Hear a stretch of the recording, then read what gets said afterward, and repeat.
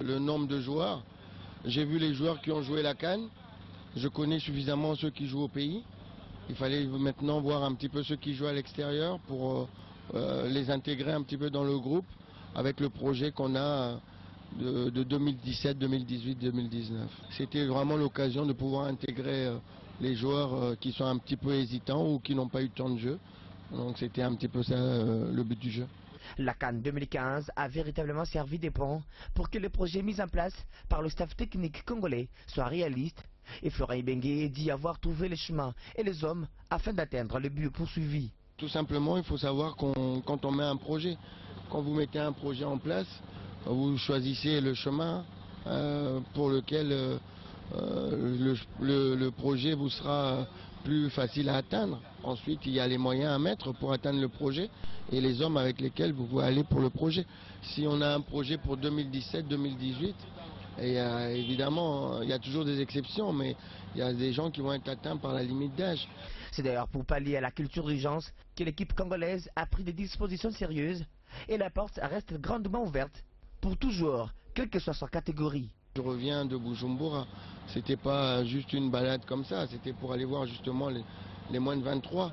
Si on pense à 2017 ou 2018, ceux qui ont 23 ans aujourd'hui, en 2017 auront 25 ans, ils seront à la fleur de l'âge pour l'équipe nationale, donc c'était intéressant aussi de les voir. Et pour les échéances à venir, les fauves congolais auront donc le temps de jauger leur niveau, au moins à travers 2, 3, 4 matchs amicaux, suivant bien sûr le calendrier de la FIFA. Ils étaient menés 2-0, ils mènent désormais 3-2.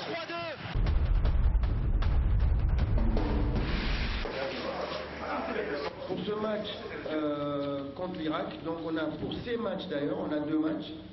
Le premier se jouera le 28 et le second le 31. Ça va se passer à Dubaï. Alors, l'objectif c'est dans le projet que l'on a de pouvoir bâtir la meilleure équipe possible dans les années à venir. On a eu l'occasion de voir justement les joueurs pendant la CAN, ceux qu'on a sélectionnés pendant la CAN. Ensuite, on est ici au pays, on voit les joueurs qui évoluent au pays. C'était vraiment l'occasion idéale sur ces 2 matchs amicaux de pouvoir regrouper beaucoup de joueurs qu'on n'a pas l'occasion de voir ici. Donc c'est dans cette vision qu'on a emmené un certain nombre de joueurs, mais on ne voulait pas les emmener non plus pour qu'ils soient uniquement des nouveaux. J'ai gardé volontairement certains cadres pour pouvoir justement accueillir ces jeunes qui vont arriver. Joël Kiasumwa, Mikel Koudibana et Parfait Mandanda. Voilà, c'est au niveau des 3 gardiens de but. 8 défenseurs. Cavanda Pedro Luis, l'Asiodrome. Ikoko Jordan, Le Havre. Kipembe Bresnel, Paris Saint-Germain. Mandinga Chris, Stade de Reims. Chancel Mbemba, Anderlecht. Fabrice Sakala, Anderlecht. Abel Tamata, PSV Eindhoven. Gabriel Zakwani, Peterborough. Milieu de terrain au nombre de 7. Wilson Kamagwaka, Sturm Graz. Miskem Stebano, Anderlecht. Charleroi, pas encore. Jacques Magoma, Sheffield Wednesday. Paul-José Pokou, Cagliari. Rémi Moulumba, Auxerre. Youssouf Moulumbu, West Brom. Et Tokon Douzi, Eskis Finsborg. 8 attaquants. Cédric Bakambu, Bursaspor. Jérémy Bokila, Terek Grosny. Yannick Bolassi, Crystal Palace. Jody Lukoki, Pexvoll, Pays-Bas. David Mbala, Penafiel, Portugal. Dieu merci Ndongala, Charleroi. Clark Sikulu, Evian Tonon Gaillard. Erwin Ongenda, Bastia. Voilà les invitations lancées à ce groupe de 26 joueurs. J'essaie de mettre la meilleure équipe possible, sans avoir un nom, la meilleure équipe possible pour pouvoir faire gagner cette équipe de la RDC dans un projet qu'on veut gagner en 2017, 2018, 2019. À vous de regarder, j'ai dit encore une fois, quand on a ce projet-là, il y a une route, il y a évidemment des cadres pour l'équipe, il y a une route, il y a des moyens à mettre en place et il y a les hommes, tout simplement.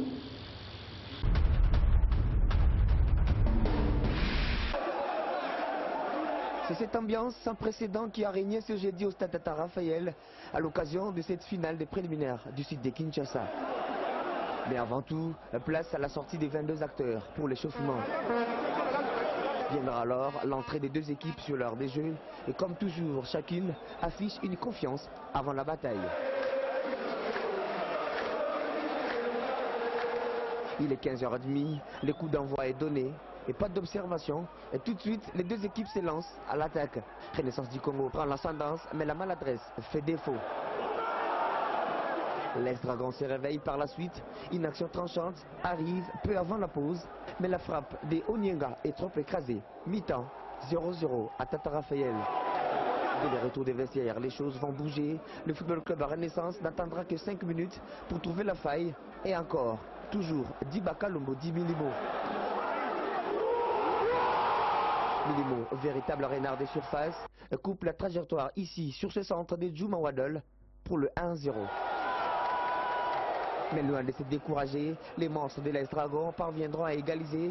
Et 6 minutes plus tard, une bourde dans la défense du club vert, blanc et orange permet à Onyenga de remettre les deux équipes à égalité. Drôle de façon de célébrer son but. Un but partout score final. L'heure des vérités approche. Les tirs au but doivent départager Dragon et Renaissance. Et là, Guy Serge Moukoumi, les portiers de Renaissance, comme en demi-finale face à Oujana, sortira l'homme du match.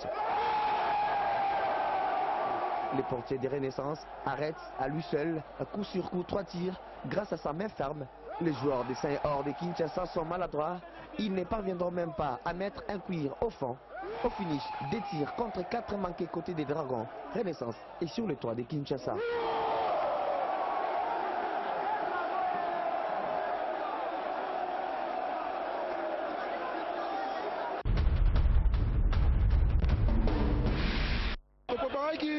Match na nyonso to préparé na nyonso même si na ba tirobi pendant les entraînements to préparé kango mais to ya attend match contre ba tirobi ba joueurs on a préparé ba bangi bango beta donc ba beta o to poni wana donc bazaki na ngoko même te na beta penalty non na motivé bango déjà pendant le départ tant doit que beta na motivé bango na sima beta bo changa na okanga donc na okanga tami balé to misatu pour na faire qualifier équipe mais de concentration na ko banga ne ngo salike to rater match to faucher match. Bon, je viens de perdre au bout du fil.